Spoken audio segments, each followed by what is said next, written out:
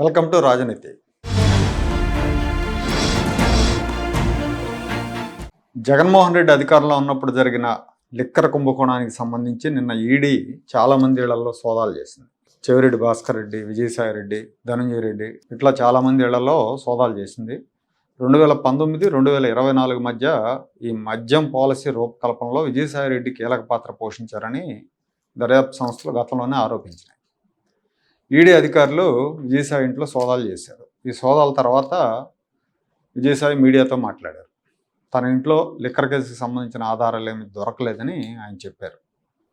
అయితే ఆయన ముఖ్యమంత్రి చంద్రబాబు నాయుడు ప్రోద్బలంతోనే తన మీద ఈడీ రైడ్స్ జరిగాయని ఆరోపించారు. చంద్రబాబు నాయుడు రాజకీయ ప్రత్యర్థులను వేధిస్తున్నాడు అని ఆరోపించారు. రాజకీయ ప్రత్యర్థుల్ని ప్రత్యర్థులుగా చూడాలి కానీ శత్రువులుగా చూడొద్దని ఆయన మనవి చేశారు. విజయసాయి రెడ్డి గారు ఇదే విలువైన సూచన, ఇదే మంచి మాట జగన్మోహన్ రెడ్డి దగ్గర ఆయన పనిచేస్తున్నప్పుడు జగన్మోహన్ రెడ్డికి చెప్పుంటే, జగన్మోహన్ రెడ్డికి జ్ఞానోదయం చేసుంటే బాగుండేది. 5 ఏళ్ళు జగన్మోహన్ రెడ్డి అడ్డగోలుగా ప్రత్యర్థుల మీద కేసులు పెట్టించి వేధించినప్పుడు, చంద్రబాబును తప్పుడు కేసుల్లో జైలుకు పంపినప్పుడు ఈ విజయసాయి రెడ్డి ఏ గడ్డివాము కింద నక్కాడు? రాజకీయ ప్రత్యర్థుల మీద కక్ష సాధింపు కరెక్ట్ కాదని అప్పుడు జగన్మోహన్ రెడ్డికి చెప్పుంటే ఇప్పుడు చెప్పడానికి అర్హత ఉండేది. పైగా ఎన్ఫోర్స్మెంట్ డైరెక్టరేట్ అనేది కేంద్రం ఆధీనంలో పనిచేస్తుంది.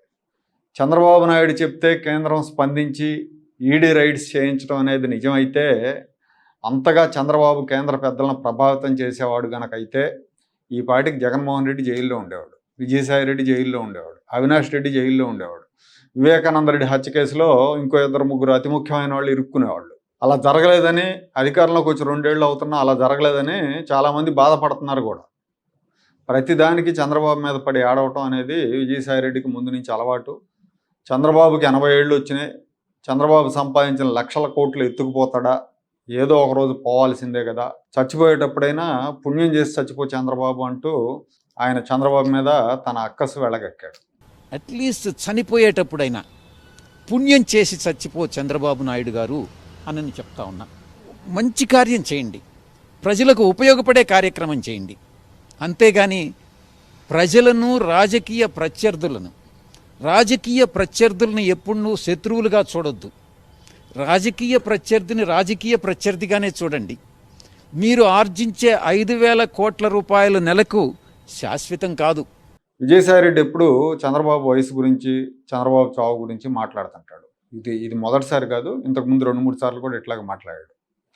ఇట్లా మాట్లాడిన వాళ్ళే చాలామంది పైకి పోయారు. చావుల గురించి మాట్లాడిన వాళ్ళు, ఎదురోడు చావలేదని మాట్లాడిన వాళ్ళే ముందు వెళ్ళిపోయారు, టపా కట్టారు. చంద్రబాబుకు మొన్నే 76 ఏళ్ళు వచ్చినాయి. విజయసాయి రెడ్డి ఏం బాలకుమారుడు కాదు, చంద్రబాబు కొడుకు వయసో లేకపోతే చంద్రబాబు మనవడ వయసో కాదు. ఇతంది కుడియడంగా 70 ఏళ్ళు ఉంటాయి. చంద్రబాబు కంటే 6-7 ఏళ్ళు చిన్నోడు అనుకుంటా. అయినా అసలు చావుకున్న వయసుకి సంబంధం ఏంటి? ఎప్పుడు ఎవరికైనా రావచ్చు చావు. పెద్దోడికి రావాలని లేదు, చిన్నోడికి రాకూడదనేం లేదు. చంద్రబాబు వయసు ఉన్న వైఎస్ రాజశేఖర రెడ్డి 16 ఏళ్ళ నాడు 60 ఏళ్ళకి చనిపోయాడు. రాజకీయాల్లో ఇంతటి నీచమైన భాష వాడుతూ బహిరంగ ప్రత్యర్థులు సాగు కోరే నీచుడు ఇంతవరకు ఎవరు లేరు, ఎవరు తగల్ల రాజకీయాల్లో. ఇతనిది ఎంత నీచమైన మనస్తత్వం అంటే, వీళ్ళంతా కూడా వైసీపీ వాళ్ళంతా కూడా తమ దైవంగా చెప్పుకునే వైఎస్ రాజశేఖర రెడ్డి కుమార్తె షర్మిలారెడ్డి చంద్రబాబును కలవటానికి వెళ్తే ఆమెను కూడా వదల్ల, ఆమెను దారుణంగా కించపరిచాడు. చంద్రబాబును ఇంప్రెస్ చేయటానికి పసుపచ్చ చీర కట్టుకుని వెళ్ళి కలిసిందే అని సభ్య సమాజం అసహించుకునే విధంగా మాట్లాడాడు.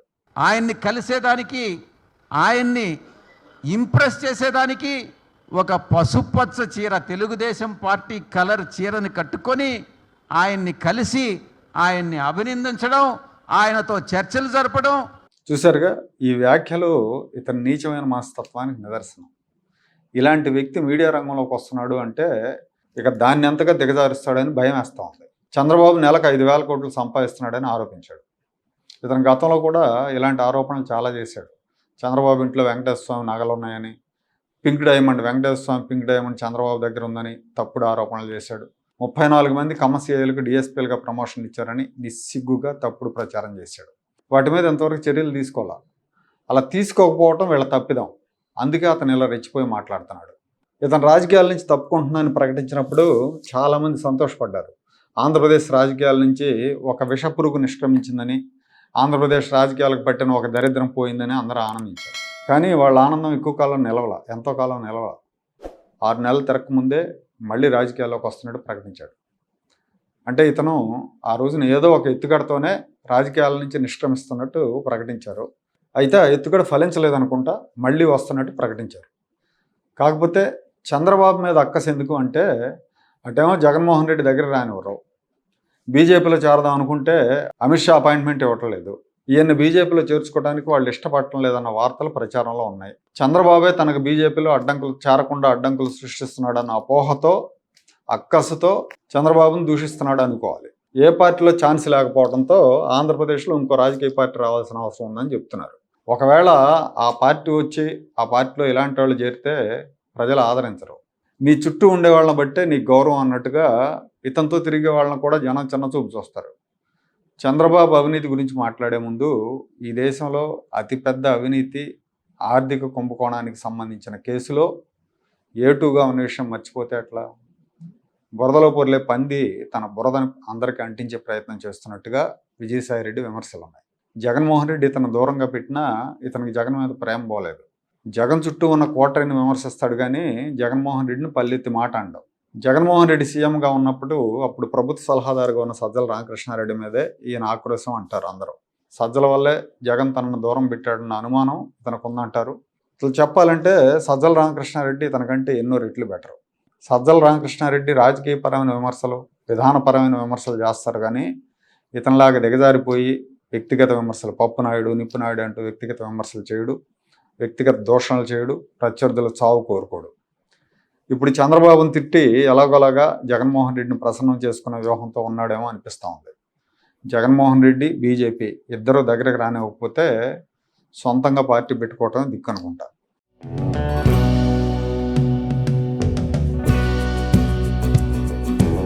Like, share and subscribe to Rajaniti channel.